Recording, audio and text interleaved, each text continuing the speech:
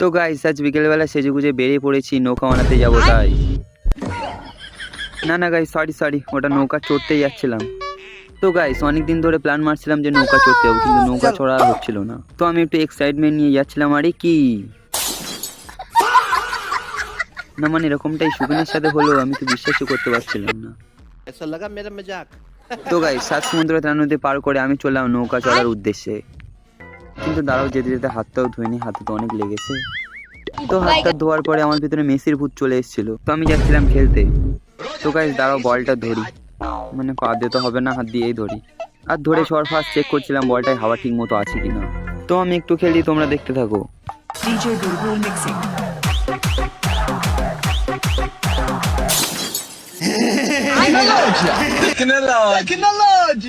তো গাইস আমি ফাইনালি পৌঁছে গেলাম নৌকার কাছে, কিন্তু এ কি, এখানে তো জলই নেই, নৌকা চড়বো কোথায়?